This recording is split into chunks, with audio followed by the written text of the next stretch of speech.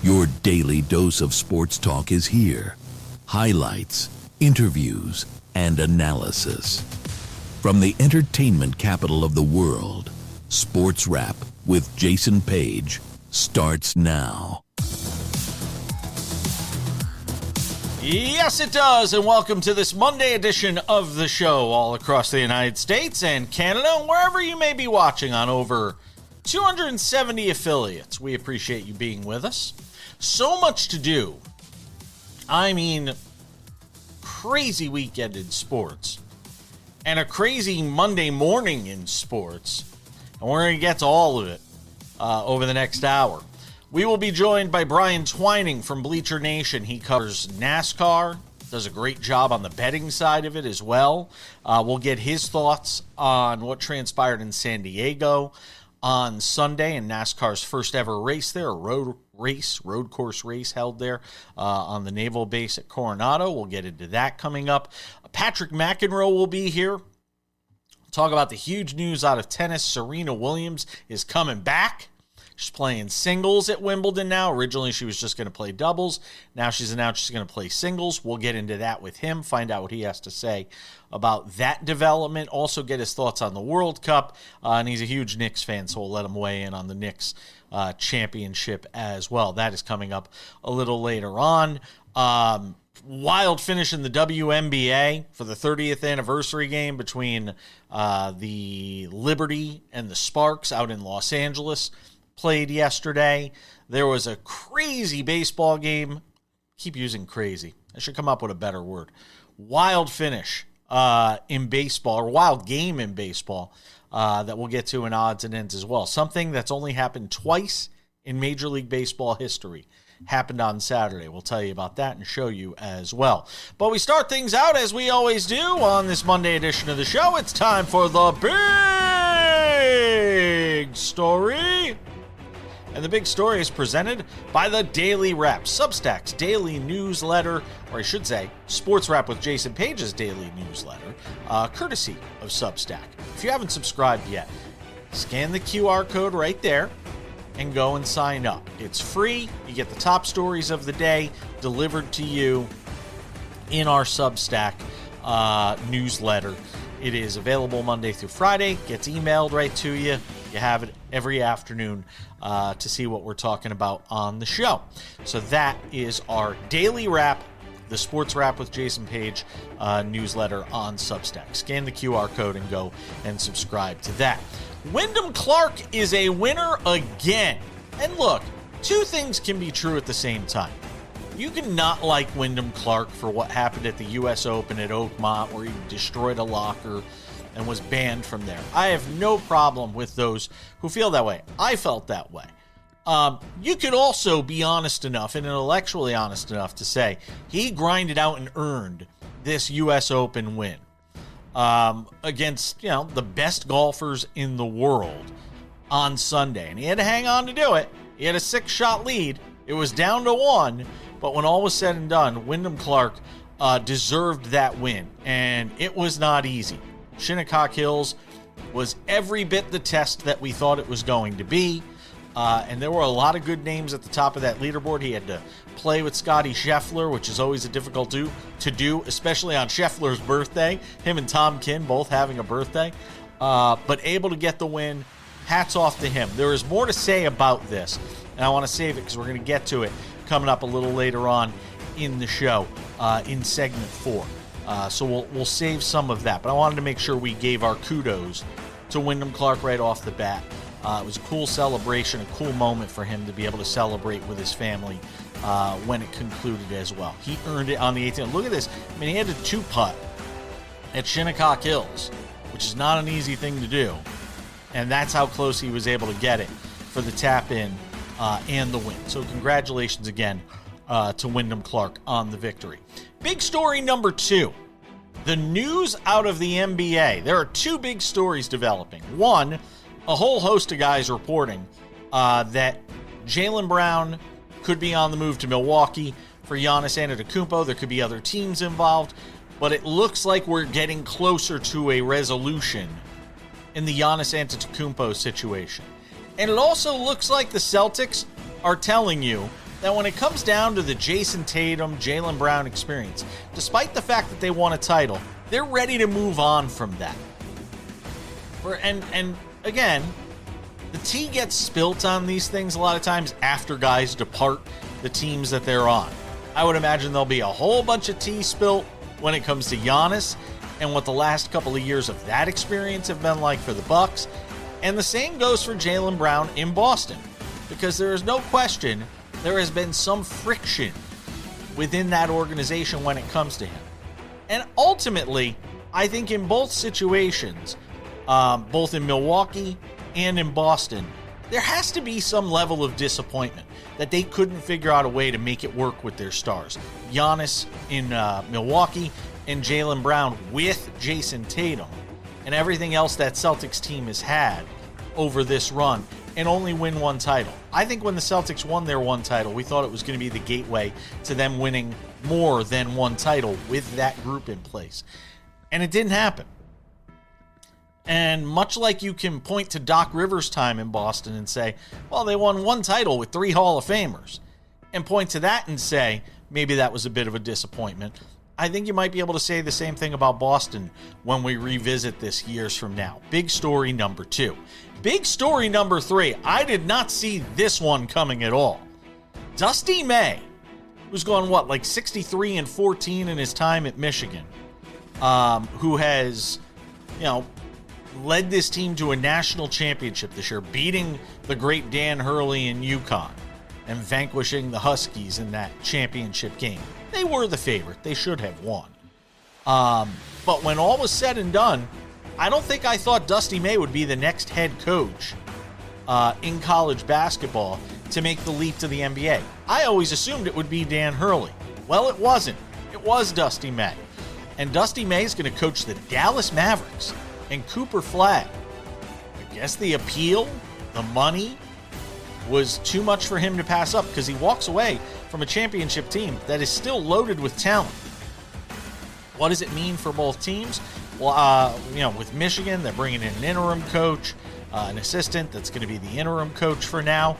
And for the Mavericks, again, kind of a risky move when you've seen what's happened with collegiate coaches making the jump to the NBA.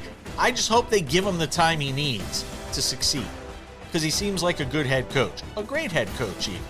I just hope he gets the time he needs to succeed in a world where coaches in general don't seem to get that time. We'll wait and see what happens there. And that's the big story. Patrick McEnroe joins us next. Welcome back to the show. One of the big stories of the weekend: Serena Williams making her return to singles competition. She will do it at Wimbledon, where she's also playing doubles with her sister Venus. I think of nobody I'd rather talk to about this than our friend Patrick McEnroe. Hello, Jason. How are you? There he is. He does have the top of his head. It's just cut off in the image a little bit. I'll go back. There you go. I just didn't want people to think you were like the half-headless horseman or something like that. I appreciate that. So, Serena's coming back. I mean, look, I remember when we talked about her coming back to play doubles at Queens, and you were more of the mindset that she would go and play singles maybe at the U.S. Open. How surprised are you that she is making the return for singles at Wimbledon? I'm not surprised at all, Jason. I mean, there was no way she was coming back just to play doubles. That was never in the cards. She's just too competitive to be thinking that. So I think she went over there to play, to practice. She got a match, a couple matches in doubles. Her Mboko, who she played with in the first tournament, which is in London, unfortunately got injured after they had won their first round doubles match. So she had to withdraw. So she didn't get any more matches there. Then she went to Germany, played with Muchova. They lost in the opening round there. So she was able to I think just get a feel for practicing with the other players, Jason. Obviously get on the match court in doubles is a good way to start.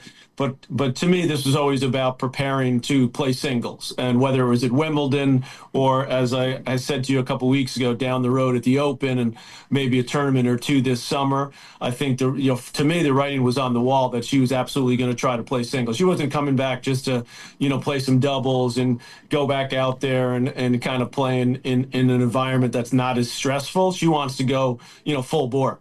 Is there anything you could see in watching her play doubles that you can glean from her playing doubles that tells you where her game is and what she's capable of accomplishing? Not really. You could tell that obviously she still hits the ball well. That we know. You don't lose your technique. You don't lose, her beautiful service motion. But what you can't really see is how you can move. In doubles, you get a couple little moves, but on grass, especially in the first match you're playing, you're not going to be looking to take too many, sprint too often.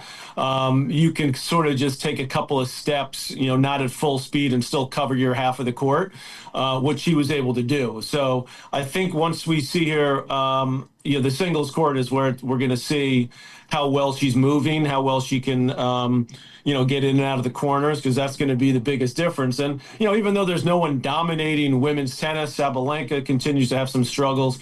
The game is still, evolved in the 4 or 5 years since Serena last played, 4 years, where the players are basically hitting the ball bigger.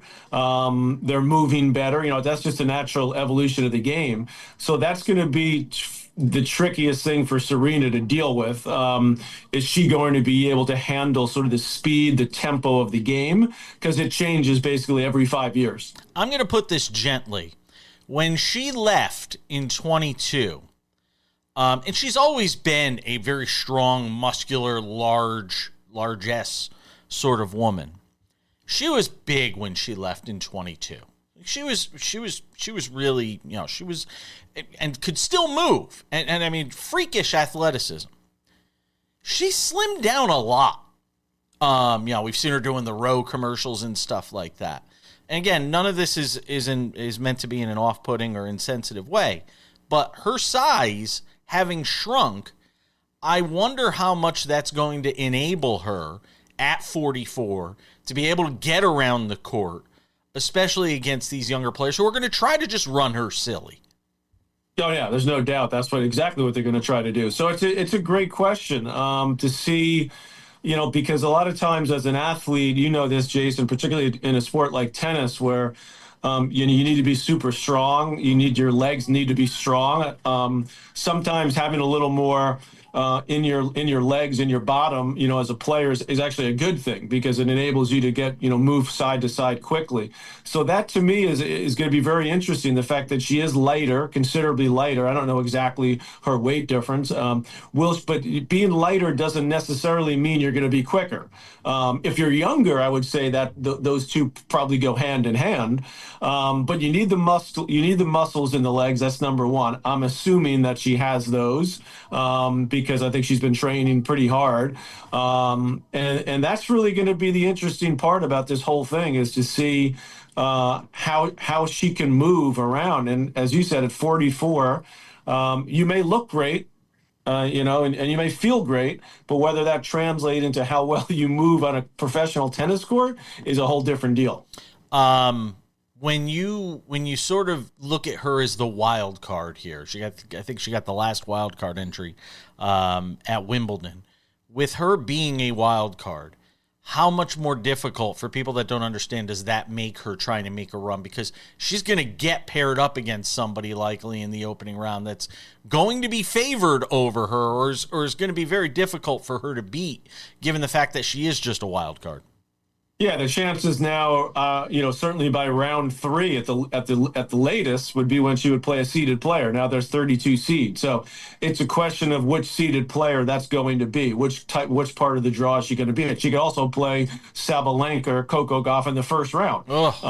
that's just the nature of how the draws work. So Wimbledon, was obviously waiting. They had announced the other 7 wild cards much earlier, and they were obviously holding one aside for Serena because, as I said earlier, Jason, she was trying to assess whether she thought she was ready. And so after spending 2 weeks there training, practicing, playing a couple of doubles matches, she assessed, okay, I'm ready. I'm ready to give it a shot. So that's why Wimbledon announced it just in the last 24 hours. So, but yeah, the draw will, when it comes out, which will be later this week, will tell us a lot about what we think she can do from an expectation standpoint. And is it realistic to think, she could be playing in the second week of Wimbledon? I would say that's a long shot at the moment, just based on the fact of just how little she's played and, to go out and play. Wimbledon, the quick movement is even more important than it would be on a clay court or on a hard court. It's important at any level,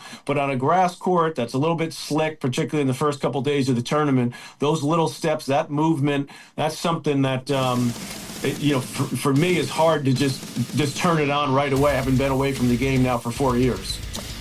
Patrick McEnroe is hanging out with us. ESPN, TNT does a great job. Runs the John McEnroe Tennis Academy as well, the McEnroe Tennis Academy. President of the International Tennis Hall of Fame as well. He's going to hang out with us for one more segment. More on this. Also, the NBA Finals and World Cup to get to with him as well. Don't go anywhere.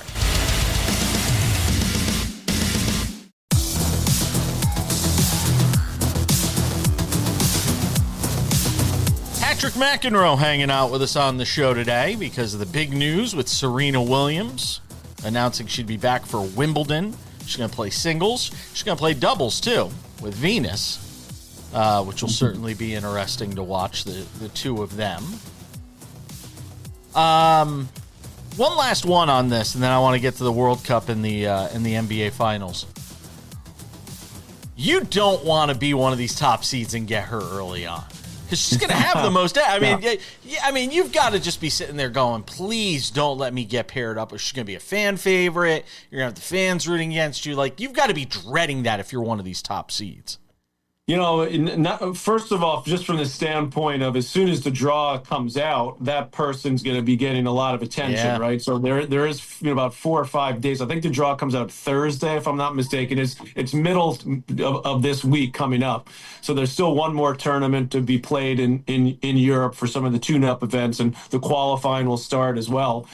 So that person's going to get a lot of attention. Look, I was on a call last week, Jason, with all of our ESPN team, kind of looking ahead. And obviously the producers especially were extremely excited about the fact that Serena and Venus were playing doubles. This is before it was announced that she was playing singles. This is a week ago. I was actually sitting in the MetLife parking lot getting ready to go watch France and Senegal, which was an awesome atmosphere. So I got to go to a World Cup game. I know we're going to talk about that too.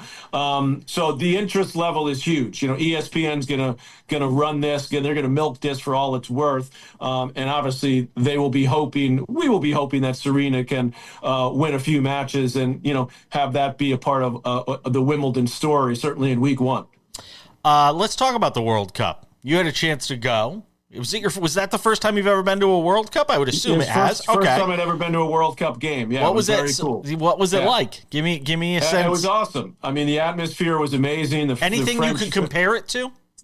I guess if you'd ever been to an Olympics, or maybe going to the hockey when it was U.S. Canada, but it was the people are really, that I saw, and I've seen all of it on the coverage on TV, just seem to really be enjoying it, and a lot of pride in their country, and holding their flags. And it was weird because the FIFA doesn't want any sponsors, so all the MetLife stuff was covered up, and it says New York, New Jersey Stadium, and that all this stuff in the parking lot, which was like, we're in the middle of a parking lot. So I'm sure there's some other venues where it's a little bit nicer outside, the places where you can play soccer and, buy merch and food and all that stuff. But it was great environment. I love the way they come out and do the sort of the opening ceremony when the kid walks out. Yeah. And one of them, the kid grabs the ball and they do the national anthem. So it's a lot of pomp and circumstance, but really kind of just a fun atmosphere. And, France is an amazing team. I enjoyed watching them play up close and personal because that was some serious football, as they call it. The U.S. is a 33-1 underdog to win the World Cup. They have the 10th best odds right now to win the World Cup. Sounds about right. Based on what you've seen in the first 2 games from the U.S. men's national team, is this something that could actually happen? I don't think it can happen, but it's fun to think that maybe it could. And this is the first time, and I'm not a huge soccer fan like year in, year out, but I love the World Cup, and I always watch the U.S. games. And they're a different looking team. In addition to winning 2 games, I know it's Paraguay, I know it's Australia, which are pretty solid teams, but not great teams, not even the second tier teams, probably that between second and third tier, which is where we were coming into this. And now I think with the way we've played and the way we've looked, particularly not having our star player in game 2 against Australia, Christian Pulisic, who's our best sort of overall player, setting up his teammates and being a goal scorer as well. Without him, we still played well and looked awfully good. Looked like we have different, for the first time ever, Jason, I see a team that actually looks like they know how to play soccer. Yeah. Passing the ball, controlling the ball, making runs, not just sort of a defensive team, sort of like Australia plays. Got some good athletes. They're sort of defensive, but they just look for that 1 or 2 opportunity, whether a header, whether a long ball to score on the counter. So it's, for me, it's been fun watching this brand of soccer by American players. That's what's gotten me really into it. Patrick, did you go to the Knicks parade? I did not go to the parade. Oh, come on! No, I did not go to the parade. Not a big parade guy, but a lot of celebrations all over the city, even here at our tennis academy where I am now. A lot of our coaches, by the way, a lot of our coaches here are international coaches. They come from all over the world, but somehow they all became Knicks fans, during this last run. So it's kind of fun. You saw it bringing everybody together. That was true. You had a couple of bad apples, which is going to happen when you have, big crowds gathering. But for the most part, it was really a celebration for the city and for guys like me that have been Knicks fans since I was a little kid. For me and my brothers, it used to be a big deal, Jason, to get on the LIRR. You know that all too well. Or get on the train, come into the Garden, and go to a Knicks game, go to a Ranger game. That used to be a huge deal for us. So my brother, gets to sit courtside, which he loves. He's buddies with Dolan. And I think I told you this, but he told me before the playoffs started, and this has sort of come out now recently, that James Dolan actually went into the locker room, which he had never done, and said, you guys as a team have an opportunity of a lifetime. You could change your lives if you could make this happen. And he really believed they could. So I guess James Dolan, after all these years of messing things up, he finally got it right. So you got to give him credit too. Last one on this. Do you feel like this is a team that could actually go on a run? See, I don't. It feels like a one and done sort of thing to me because of the power that is the West and all that. But do you feel like this is a team that could actually go on a run? I think they can be in the mix, Jason. Yeah, that's the way I feel. Yeah, I think they have a shot. And you got look, Boston won it, a couple years ago.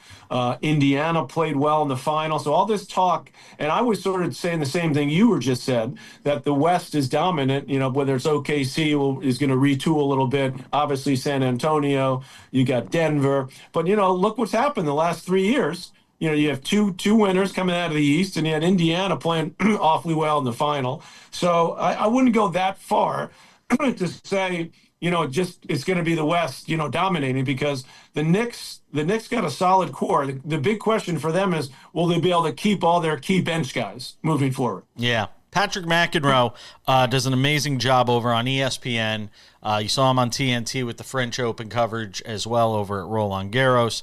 President of the International Tennis Hall of Fame. He's got the show on Sirius XM Radio, Mad Dog Radio, on Saturday mornings. You can check that out as well. Anything else I missed? I think we covered it all. Well, we did have a nice Shinnecock. The golf was nice. Wyndham Clark winning his second U.S. Open, so that was good. But I think you got the rest of it covered, Jason. And I will see you next from Wimbledon. I'm flying over there at the end of this week, so looking forward to it. Awesome. Patrick McEnroe, always appreciate you, my friend. All the best.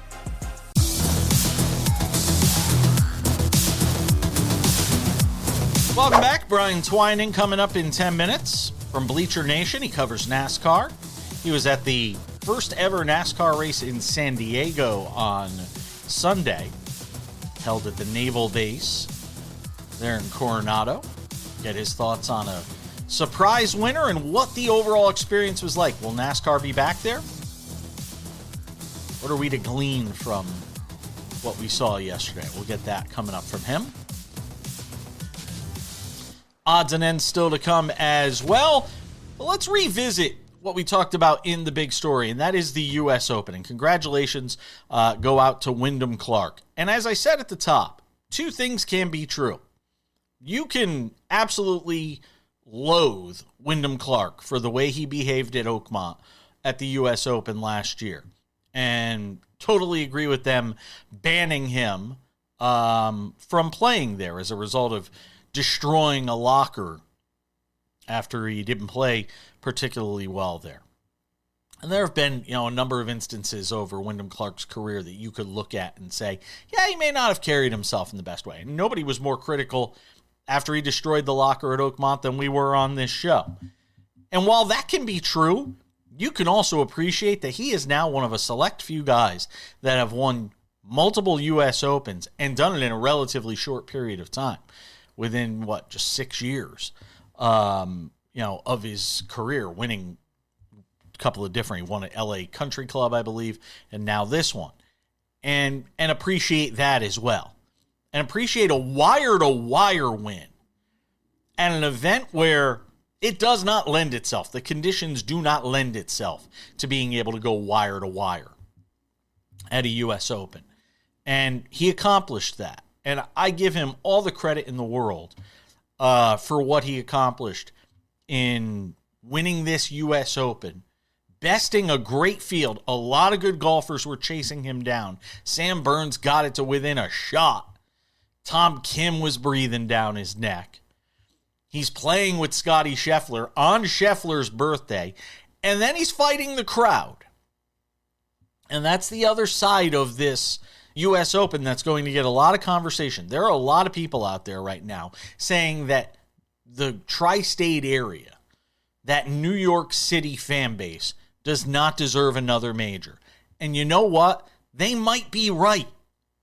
And that pains me to say, as a native New Yorker, as somebody who lived there for a decade and grew up in Connecticut and spent many a weekends in New York before I ever lived there. And as a diehard Yankee fan and a Knicks fan, and we can go through the litany of teams that I've rooted for. But the behavior of New York sports fans, it can't simply just be called out. It has to be punished. And I know that you could say, well, it's out of X number of spectators, it's only a handful that are ruining it for everybody else. But what else is the USGA to do when you have a situation where golfers are constantly being heckled? Rory McIlroy, we see it every time he plays in New York. And now, in this case, Wyndham Clark. Don't choke it away. Hoping for him to make mistakes, rooting for bad shots. And look, I get some of this is the gambling element. And as much as people aren't going to want to admit that some of it is the gambling element, some of this is definitely the gambling element of people who are trying to screw them up so that their golfer wins and they win some money on a bet. That's certainly part of it. But some of it is entitlement by New York sports fans, thinking that it's their birthright to be able to host the biggest events and behave the way they want to at sports' biggest events.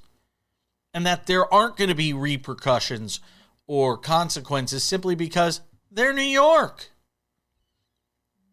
Of course, nobody's going to pass up the opportunity to have an event in the largest market, biggest fan bases.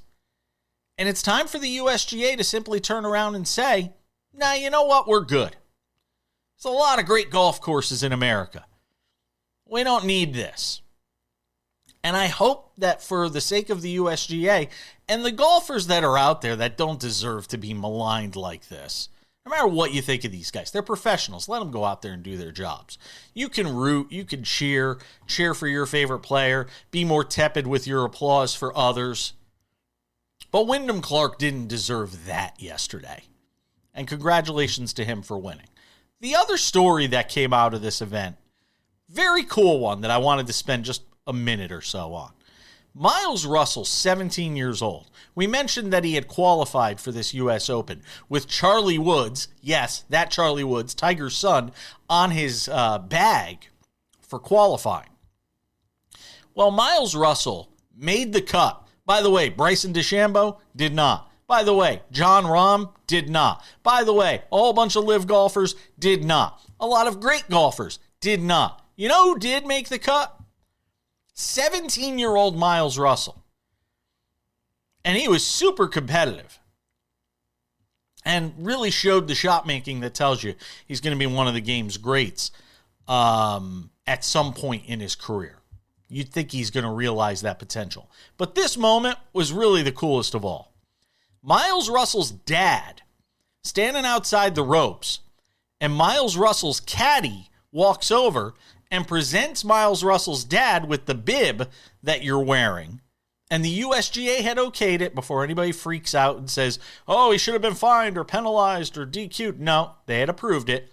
And on the 18th hole, dear old dad on Father's Day gets to walk up with Miles Russell on the final hole. How cool did that have to be for dad? One of the highlights of an otherwise interesting weekend from the U.S. Open at Shinnecock Hills. We're back with Brian Twining next.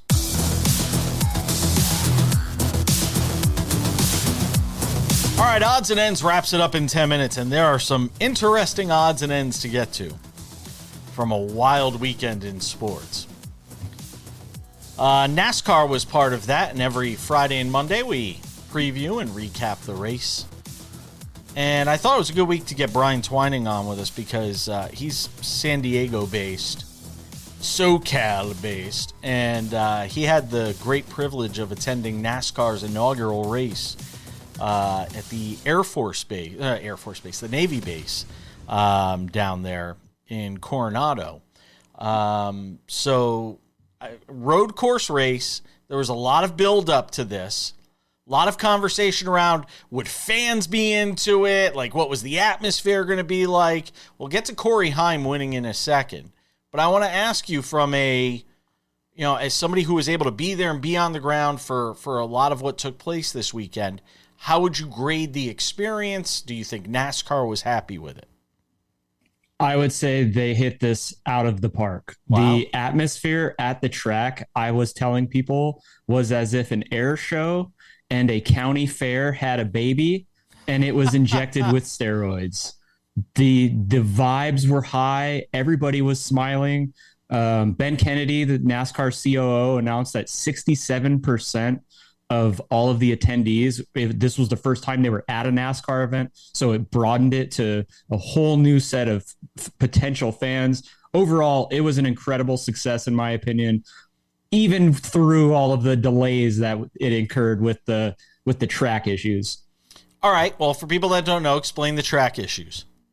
Yeah, so on street courses, it's temporary walls that they have to construct using like concrete barriers and stuff like that. And there were 3 or 4 times where they actually had the red flag these races, whether it was Friday, Saturday, or even yesterday's Cup race, because the walls were dislodged, or at one point a manhole cover, which they had to weld over 150, I believe, on the circuit to the ground, actually popped up and got swallowed up by Corey Day's radiator during the O'Reilly Series race. So yeah, there were some issues, but it was awesome.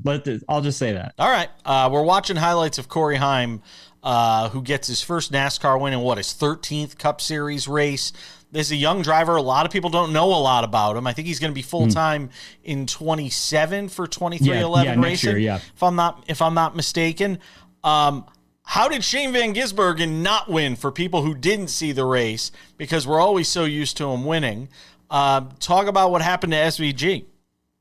Well, Shane didn't win basically the only way he wasn't going to win. He got wrecked by somebody else's mistake. And that was kind of the sentiment coming into this. And as somebody that primarily looks at this from a betting angle, it was the only reason why you would have been weary to play Shane at the ridiculously short numbers that he was. I mean, he closed at anywhere from minus 200 to minus 400 at a particular offshore before this race went green. It's no value. There's just no value in it. You know what I mean? Yeah, and it's NASCAR, and anything can happen. Yeah, well, especially too with a race like this, that there were so many unknowns, and just the drivers themselves were saying this was the most difficult track that they had been on in quite some time. Is this, what do we know about Corey Heim? Is, young, flash in the pan? Do we expect to see him win more? Give me a thought on Heim and what we know about him. Yeah, we are living in Heim time right now.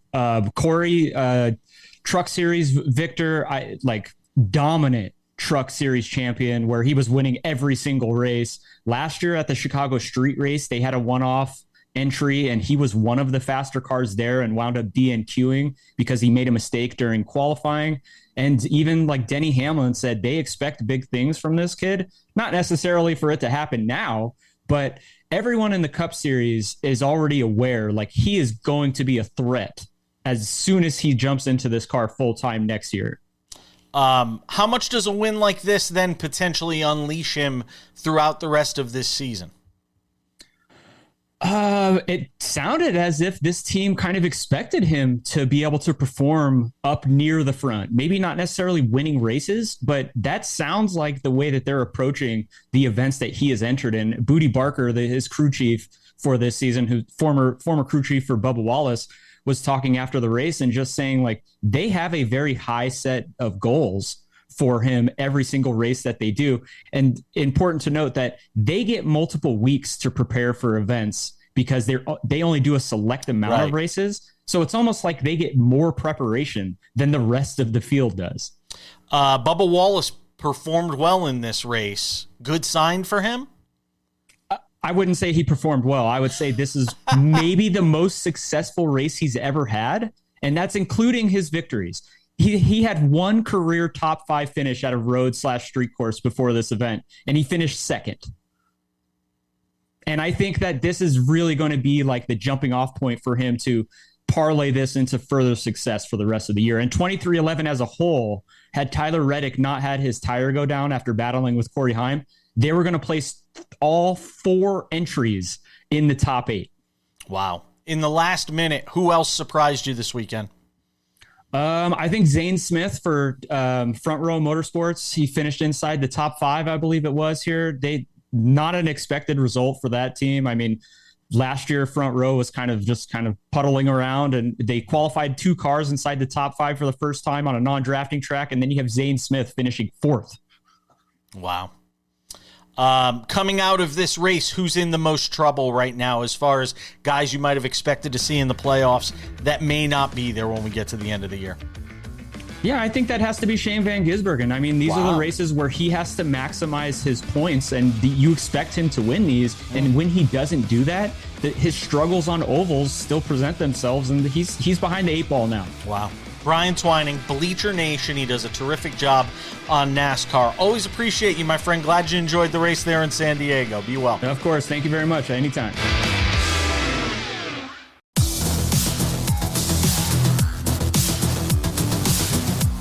Just about time to put the wraps on this baby. Before we do, a couple of reminders. If you haven't done so yet, make sure to subscribe to the Sports Wrap with Jason Page podcast, available on all your favorite podcasting platforms: Spotify, Apple Podcasts, YouTube Podcasts, iHeartRadio, TuneIn, Odyssey, Amazon. Anywhere you get a podcast, you can listen to this show, crystal clear audio, Monday through Friday. Roughly 45 minutes. Limited commercial interruptions. It's fantastic. The audio version works just as well as the TV version, video version. So go and subscribe to that today. Also subscribe to the Sports Wrap with Jason Page YouTube channel, the place for all things Sports Wrap with Jason Page. Monday through Friday TV version of the show is there. Sports Wrap Originals. Extended conversations are available on our YouTube channel. And, of course, Sports Wrap Shorts. Huge thing we do here. News breaks, we go right on YouTube because we can't be here 24 hours on your TV station of choice that you're watching us on as much as we'd like to be here. Actually, I don't know if I'd want to do 24 straight hours every day. That'd be a lot. Anyway, you can go get Sports Wrap Shorts. When news breaks, we jump in. They're also available on TikTok, also available on Instagram. Just look for the name Sports Wrap Jason Page, and you will find it there. And all of that, in addition to our new website, which is now up. If you have not checked it out yet, the Sports Wrap with Jason Page website, sportswrap.tv. It is the place for everything you've ever wanted to know about this show and more. We've got the affiliate index there if you want to find your station. If you're traveling and want to still be able to watch the show, all you got to do is put in city, state, and we'll tell you where the show is on. It's fantastic. It's at Sports Wrap TV. So is the Substack Daily Newsletter. You could sign up for that there. Sports Wrap Shorts are available there. The latest show, the latest podcast, the merchandise store, which will be opening up soon. All of it at sportswrap.tv. All right, without any further delay, on this fantastic Monday edition of the show, it's time for some odds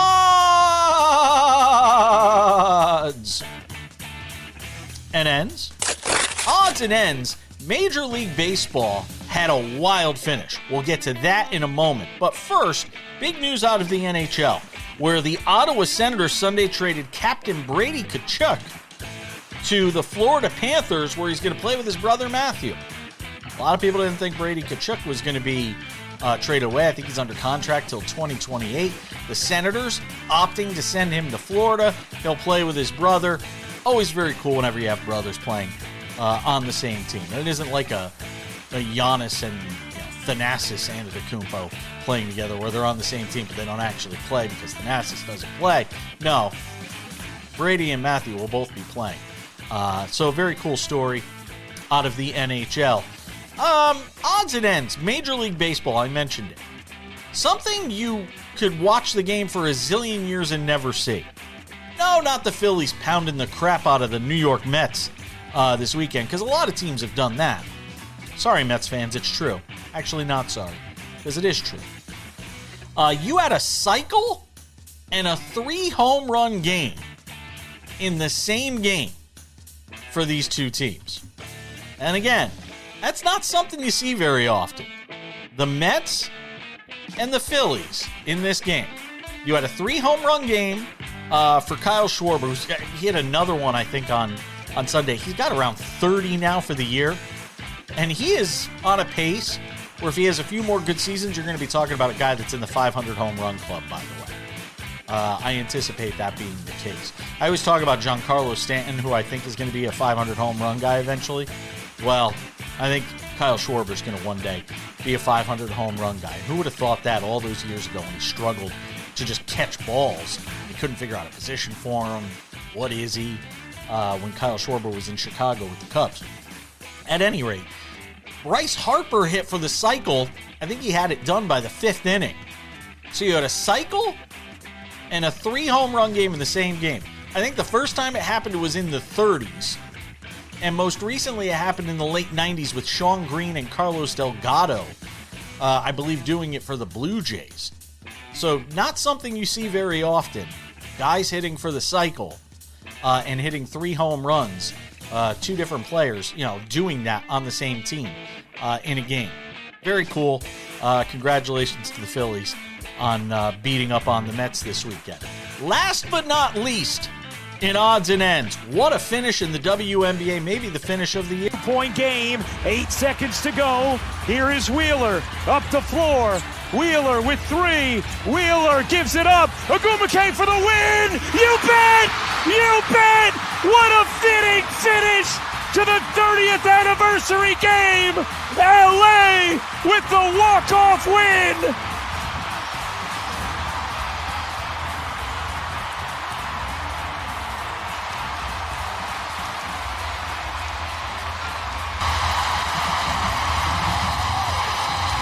All right, very cool. Ryan Ruocco had the call on ESPN. Nneka Ogwumike hits the game winner. The 30th anniversary game, the very first game in the WNBA was played between the Liberty and the Sparks. Those two teams met up. Ogwumike walks it off. Lisa Leslie there to celebrate it as the Sparks get the win over the New York Liberty. Very cool finish to that game. And that is going to wrap it up for us on this Monday edition of the show. Thank you to Brian Twining for hanging out with us from Bleacher Nation. Also, thank you to our good friend Patrick McEnroe as well for talking about the Serena Williams story with her announcing that she'll be playing singles at Wimbledon. I'm Jason Page. That does it for Sports Wrap. We'll see you back here on Tuesday. Sam Yarnell will be here and a whole bunch more. We'll see you then.